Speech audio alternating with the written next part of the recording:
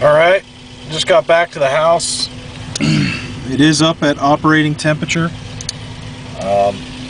Go through the gears, it's in park right now.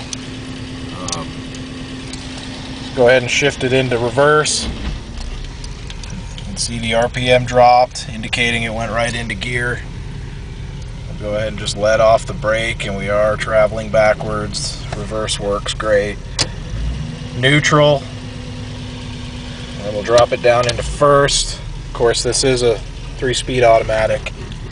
You can see first gear's working. Up one into second gear. And now drive.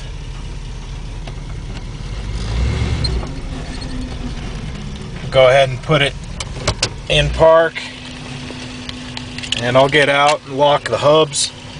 According to the owner's manual, you have to lock the hubs and the vehicle has got to be moving when you're shifting into four-wheel drive.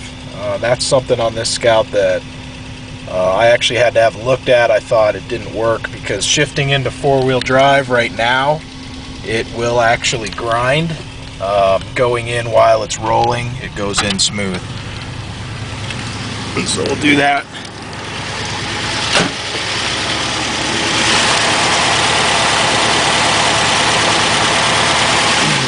Hubs turn nice and easy. They were just rebuilt just a few months ago.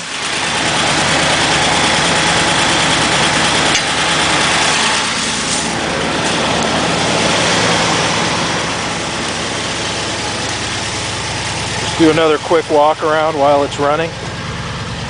Again, you can see no smoking at all.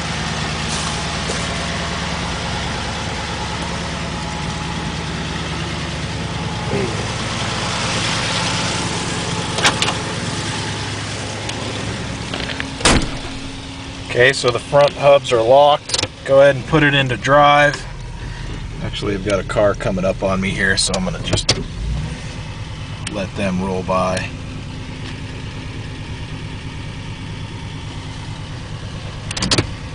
Alright, back in, and as we're rolling, now we're in 4, we can see the front axle engaged, indicator light has come on the dash. Still drives nice and smooth. We are on pavement. It still has really good power.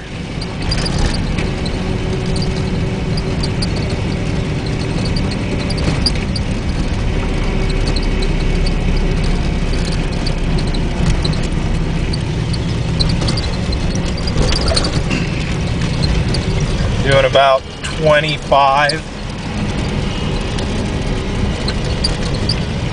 Going down here to this dirt area.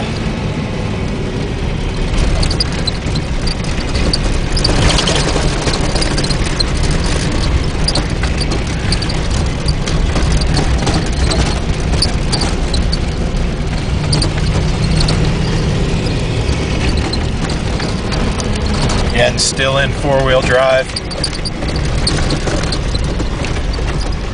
This is the area where the photos were taken for the eBay listing.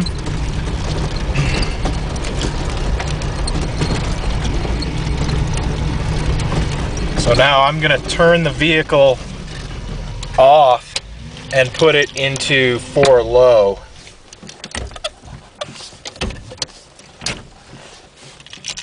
Which is all the way up, all the way forward on the transfer case.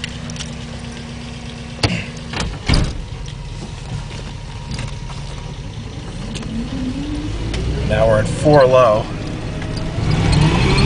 And you can see the sound is quite different.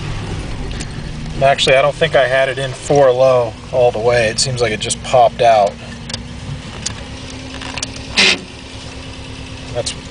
That grinding is why I shut the vehicle off to put it in 4 low.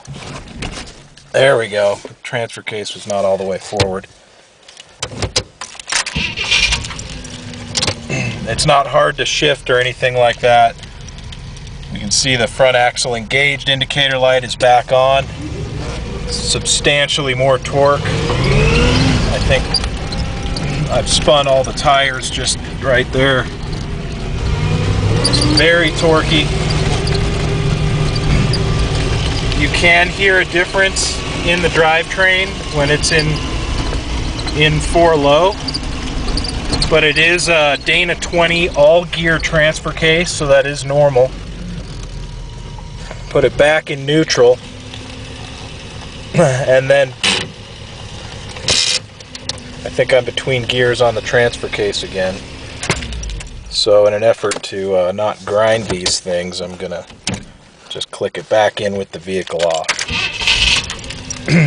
I've noticed turning the vehicle off prevents that only in and out of 4 low.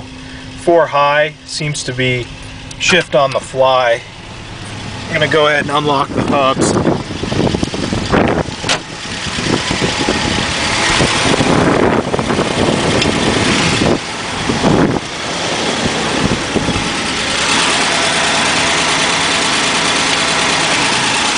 You see, this is one of the new brake lines.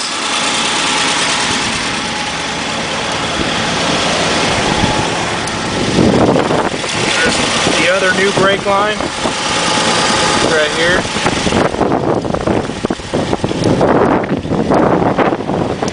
The rear, I don't think you'll be able to make them out on the video.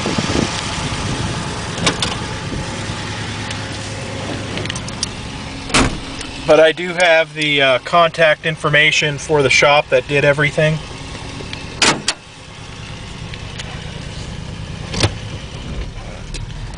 So we're back in drive. Again, this is two-wheel drive. No indicator light on the dash. This is a pretty rough road. We're getting right onto pavement right here. So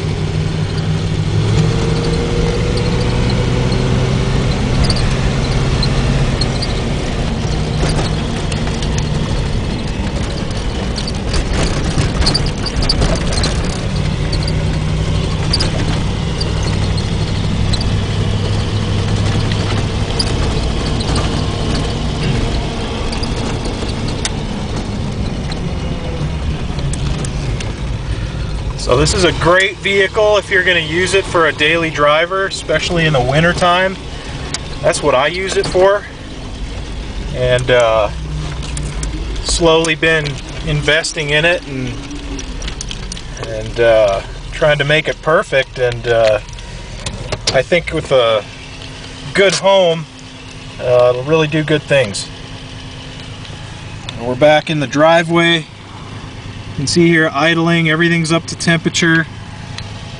Gauges are all fine. Alternator's charging. There's that fuel gauge. It does work, however the resistance is wrong. So when it's full, it only reads slightly over half, but when it gets down to empty, it is empty.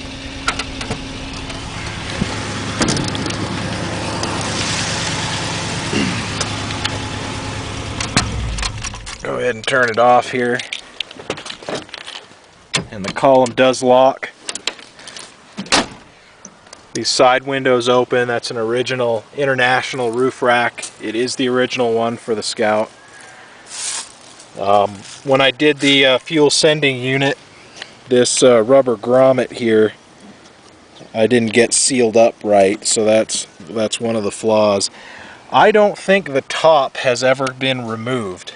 It is a removable hardtop, but it works great. It doesn't leak or anything like that. It's one of the reasons I've never removed it.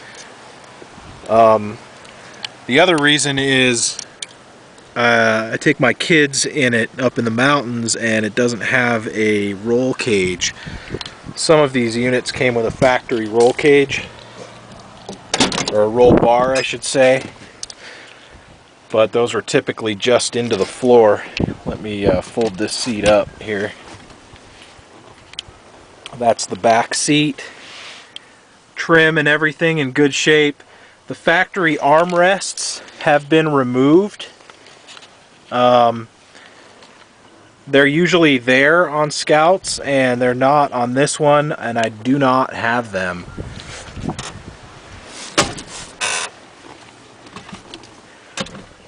The interior is an older restoration.